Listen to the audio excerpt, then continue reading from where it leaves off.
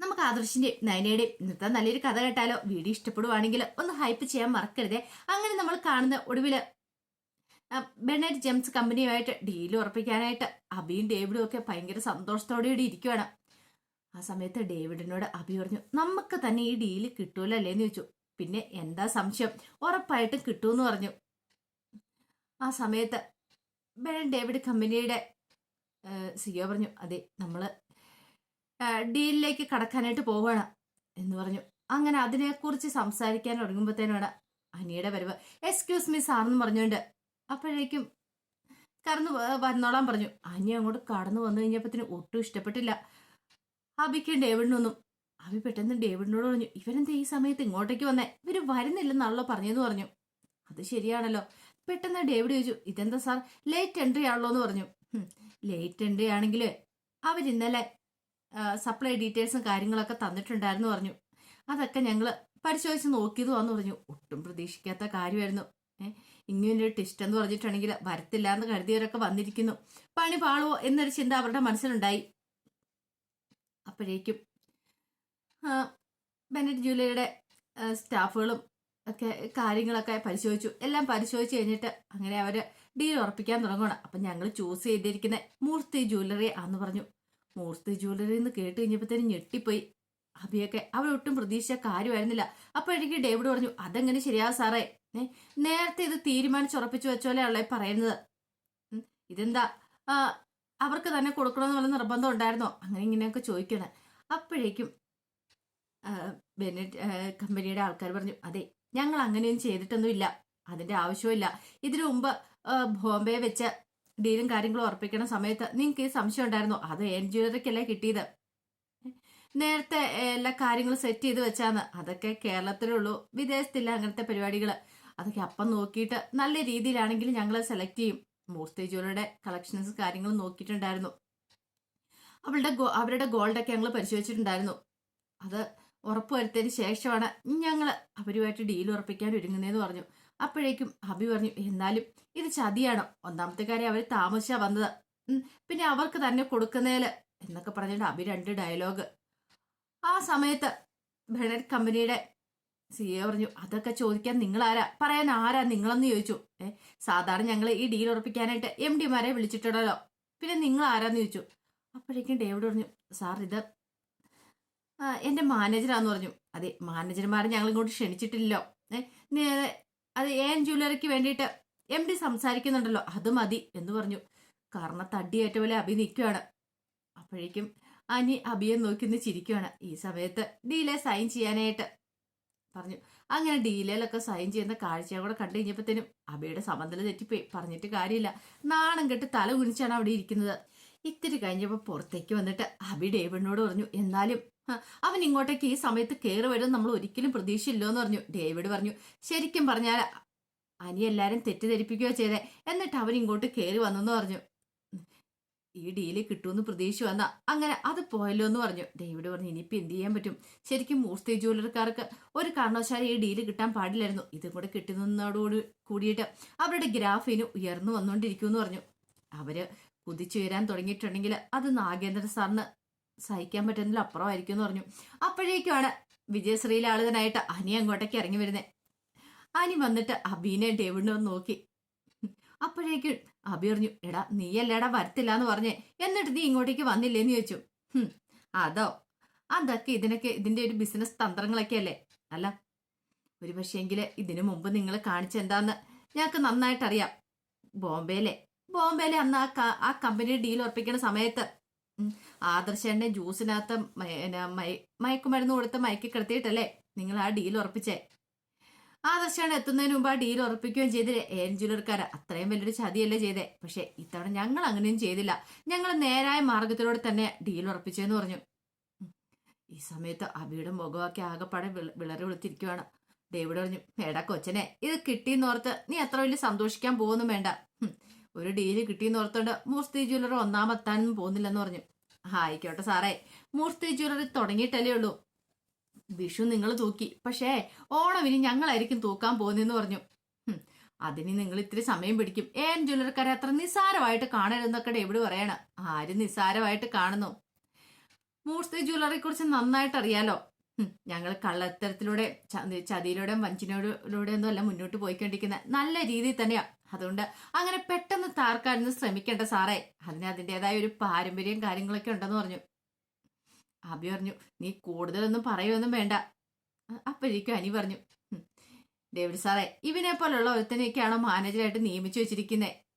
Company ഇനി തകർച്ചയിലേക്ക് പോകും. ഇവൻ കാലെടുത്ത് വെച്ചോളൂ. കണ്ടില്ലേ, ഡീല് നഷ്ടപ്പെട്ട കണ്ടോ? ഇനി ഇങ്ങനെ തന്നെ ആയിരിക്കും. ഇവൻ കൂടെ ഉണ്ടെങ്കിൽ ഡീല് കിട്ടാനൊന്നും പോകുന്നില്ല. ഈ ഡീലെന്നല്ല ഒരു ഡീലും കിട്ടത്തില്ല.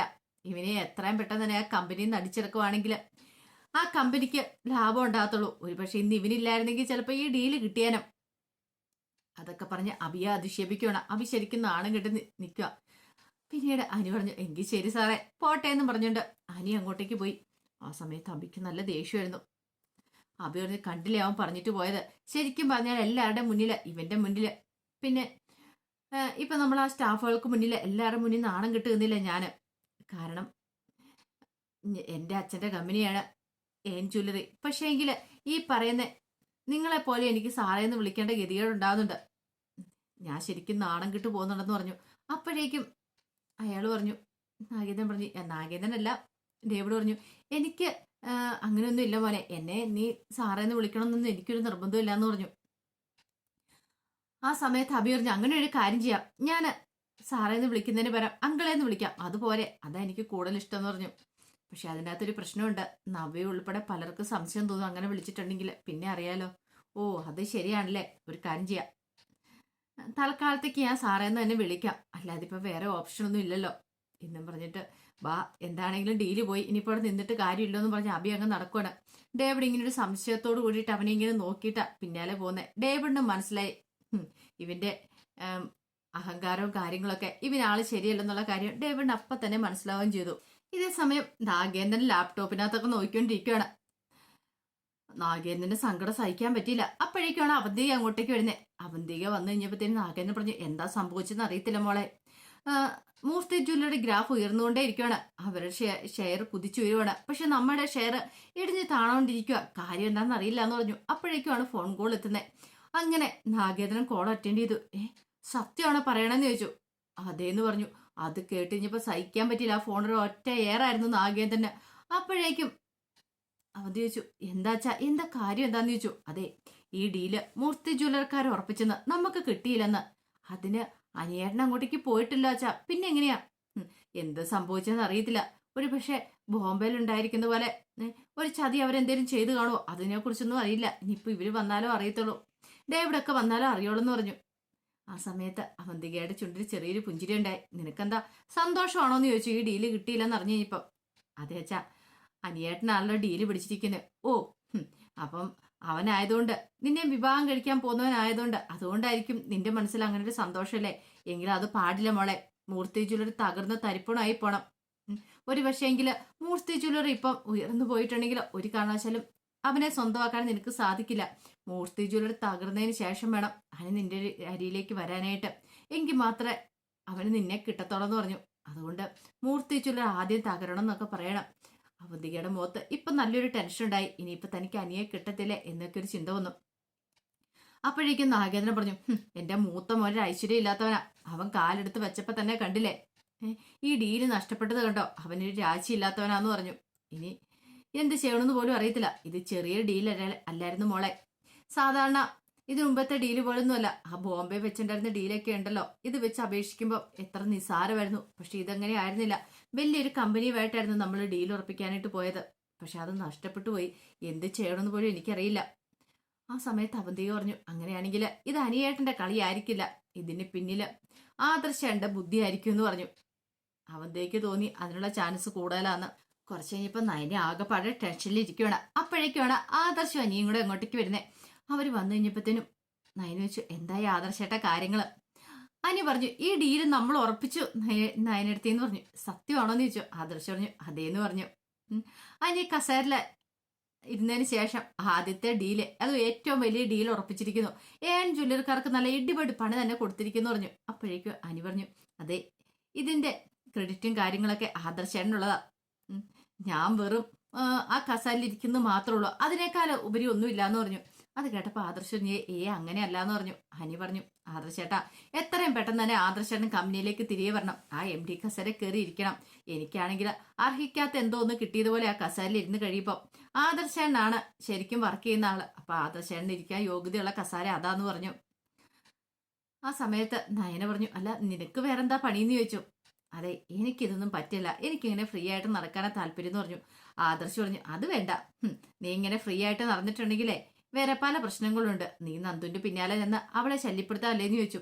അപ്പോഴേക്കും അനു പറഞ്ഞു, ഞാൻ അങ്ങനെയൊന്നും ചെയ്യുന്നില്ല എന്ന് പറഞ്ഞു. വേണ്ട വേണ്ട, നീ പറയുമൊന്നും വേണ്ട. കാര്യങ്ങളൊക്കെ ഞങ്ങൾക്ക് അറിയാന്ന് പറഞ്ഞു. നീ പറഞ്ഞില്ലേലും നിന്റെ മുഖത്തതുണ്ടെന്ന് പറഞ്ഞു. അല്ല, എന്തെങ്കിലും തെളിവ് ആദർശാണ് ഉണ്ടോന്ന് ചോദിച്ചു. എന്തിനാടാ തെളിവ്? നയന പറഞ്ഞു, നീയും നന്ദും തമ്മില് കാണുന്നുണ്ടെന്നും സംസാരിക്കുന്നുണ്ടെന്നൊക്കെ ഞങ്ങൾക്ക് അറിയാന്ന് പറഞ്ഞു. അങ്ങനൊന്നുമില്ല. പിന്നെ ഇനിയിപ്പൊ കാണാൻ സമയം കിട്ടിയില്ലെങ്കിലും സംസാരിക്കാനായിട്ട് നിങ്ങൾ സമയം കണ്ടെത്താറുണ്ട്. ഇത് നയന പറഞ്ഞു കഴിഞ്ഞപ്പത്തിനും ആദർശ് പറഞ്ഞു, അത് ശരിയാ, 3-ാം മാസ ചടങ്ങിന് വന്നു കഴിഞ്ഞപ്പോൾ രണ്ടുപേരും കൂടെ കണ്ണി നോക്കുന്നൊക്കെ ഞങ്ങൾ ശ്രദ്ധിച്ചിട്ടുണ്ടായിരുന്നു. നിങ്ങൾ എന്താ വിചാരിച്ചോണ്ടിരുന്നേ എന്നൊക്കെ പറഞ്ഞു. ആ സമയം എനിക്ക് ചെറിയൊരു ബുദ്ധിമുട്ടുണ്ടായി. തന്റെ കള്ളത്തരങ്ങളൊക്കെ കണ്ടുപിടിക്കുമെന്നൊരു ചിന്തയുണ്ടായി. ആ സമയം നയന പറഞ്ഞു, അതെ നമുക്കൊരു ട്രീറ്റ് നടത്തണമെന്നൊക്കെ ഉണ്ടായിരുന്നു. പക്ഷെ ഇപ്പൊ തൽക്കാലത്തേക്ക് അത് വേണ്ട. നീ വീട്ടിലേക്ക് ചെല്ല, മുത്തശ്ശനും മുത്തശ്ശിയൊക്കെ കാത്തിരിക്കുമായിരിക്കും. അനി പറഞ്ഞു, അത് ശരിയാ. എന്താണെങ്കിലും ആ അബിക്കിട്ടൊരു പണി കൊടുക്കാൻ പറ്റിയല്ലോ. അവൻ ആ കമ്പനിയുടെ മാനേജറായിട്ട് കയറിയതുള്ളൂ. ആ സമയത്ത് തന്നെ അവർക്ക് വലിയ അടിയല്ലേ കിട്ടിയിരിക്കുന്നേ. അതുകൊണ്ട് ഇനി പെട്ടെന്നൊന്നും അവരെ കുതിച്ചു വരാനായിട്ട് പോകുന്നില്ല എന്ന് പറഞ്ഞു. അവരുടെ ഷെയറൊക്കെ ഇടിച്ച് താണോണ്ടിരിക്കുമല്ലേ. ആദർശ് പറഞ്ഞു, അത് ശരിയാ, ആദ്യമായിട്ട് നമ്മൾ കൊടുത്ത തിരിച്ചടി അത്. ഇനി നമ്മളെ തിരിച്ചടികൾ ഇങ്ങനെ കൊടുത്തോണ്ടേ ഇരിക്കുമെന്ന് പറഞ്ഞു. അല്ല, അപ്പച്ചിയൊക്കെ ഭയങ്കര വെല്ലുവിളികളൊക്കെ നടത്തിയതല്ലേ. അത് മാത്രമല്ല, അബി ആ കമ്പനിയിലേക്ക് കയറിയതിന് ശേഷം ആ കമ്പനിക്ക് ഉയർച്ച എന്നല്ലേ പറഞ്ഞേ.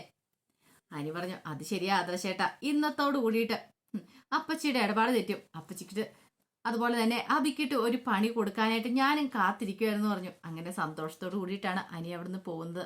കുറച്ച് കഴിഞ്ഞപ്പോൾ അനന്തപുരി വീട്ടിലെ ജാനകിയും ജയനും അജയനും ദേവേനയൊക്കെ സംസാരിക്കുകയാണ്. ജാനകി പറഞ്ഞു, എന്നാലും എൻ്റെ മോന് ഇത്ര പെട്ടെന്ന് ഈ ഡീൽ ഉറപ്പിക്കുമെന്ന് ഞാൻ പ്രതീക്ഷിച്ചില്ല. അവന് MD ആയതിനു ശേഷം ആദ്യത്തെ ഡീലല്ലേന്ന് ചോദിച്ചു. ജയൻ പറഞ്ഞു, അത് ശരിയാ, അവൻ MD ആയതിനു ശേഷമുള്ള ആദ്യത്തെ ഡീൽ ഉറപ്പിക്കുന്നതാന്ന് പറഞ്ഞു. അജയൻ പറഞ്ഞു, നീ അധികം സന്തോഷിക്കുകയൊന്നും വേണ്ട, അറിയാലോ. നീ കൂടുതലൊന്നും പറയാൻ വേണ്ടെന്ന് ജാനകിയോട് പറഞ്ഞു. ഈ പറയുന്ന അജയനൊക്കെ അറിയാം ഇതിന്റെ പിന്നിലെ തലമുഴുവൻ ആദർശിന്റെ ആയിരിക്കുമെന്ന്. ആദർശ് കാരണമാണ് ഈ ഡീല് കിട്ടിയെന്നുള്ള കാര്യങ്ങളൊക്കെ. അപ്പോഴാണ് ജലജ അങ്ങോട്ടേക്ക് ഇറങ്ങി വരുന്നത്. ജലജ വന്നു കഴിഞ്ഞപ്പോൾ ദേവേനെ ചോദിച്ചു, അല്ല ജലജ, നീ കാര്യങ്ങളൊക്കെ അറിഞ്ഞായിരുന്നു എന്ന് ചോദിച്ചു. എന്താ അടുത്തി? അല്ല അഭി നിന്നെ വിളിച്ചില്ലേ? വിളിച്ചില്ല എന്ന് പറഞ്ഞു. എങ്കിലേ ഒരു സന്തോഷ വാർത്തയുണ്ടെന്ന് പറഞ്ഞു. എന്താ? ഈ ഡീല് അനി ഉറപ്പിച്ചിട്ടാ വരുന്നേന്ന് പറഞ്ഞു. ഡീൽ ഉറപ്പിച്ചോ? അതെ. അല്ലപ്പ അനി പോകുന്നില്ലെന്ന് പറഞ്ഞിട്ടോ? പോകുന്നില്ലെന്ന് കരുതി ഇരിക്കുവായിരുന്നല്ലേ. പക്ഷെ അനി പോയി ഡീൽ ഉറപ്പിച്ചു. മൂർത്തി ജ്വല്ലറിക്ക് ഈ ഡീല് കിട്ടിയെന്ന് പറഞ്ഞു. പെട്ടെന്ന് ജലജയ്ക്ക് ടെൻഷനായി പോയി. എന്ത് ചെയ്യണമെന്ന് പോലും അറിയണ്ടായിരുന്നില്ല. ജാനകി പറഞ്ഞു, എന്താ ജലജ നിന്റെ മുഖത്തൊരു വല്ലാതൊരു വിഷമഭാവം? അങ്ങനെയൊന്നുമില്ല ജാനകി, അതൊക്കെ തോന്നലാന്ന് പറഞ്ഞു. അപ്പോഴേക്കുമാണ് അനി അങ്ങോട്ടേക്ക് വരുന്നത്. അനി വന്നു കഴിഞ്ഞപ്പോഴത്തേന് ജലജ പെട്ടെന്ന് അനിയുടെ അടുത്ത് എന്നിട്ട് പറഞ്ഞു, കൺഗ്രാറ്റ്സ് മോനെ, നീ മൂർത്തി ജ്വല്ലറിയുടെ പാരമ്പര്യം കാത്തു സൂക്ഷിച്ചെന്ന് പറഞ്ഞു. അപ്പോഴേക്കും അനി ജലജയെ നോക്കിയിട്ട് പറഞ്ഞു, അപ്പച്ചി ഇത് പറയാനായിട്ട് നന്നായിട്ട് വിഷമിച്ച് കാണുമല്ലോ. എനിക്കറിയാം അപ്പച്ചിയുടെ മനസ്സെന്താന്ന്.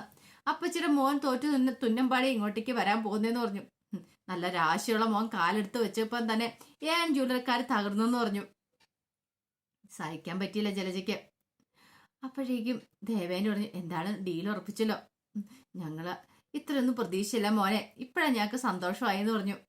അല്ല മുത്തശ്ശനും മുത്തശ്ശിക്ക് ഇത് അറിഞ്ഞു എന്ന് ചോദിച്ചു. പിന്നെ അവരെപ്പോഴേ അറിഞ്ഞു? അതെ, ഞാനൊരു കാര്യം ചെയ്യാം, അവരൊന്ന് കണ്ടിട്ട് വരട്ടെ എന്ന് പറഞ്ഞു. അങ്ങനെ അനി നേരെ മുത്തശ്ശൻ്റെ മുത്തശ്ശിയുടെ അടുത്തേക്ക് വന്നു.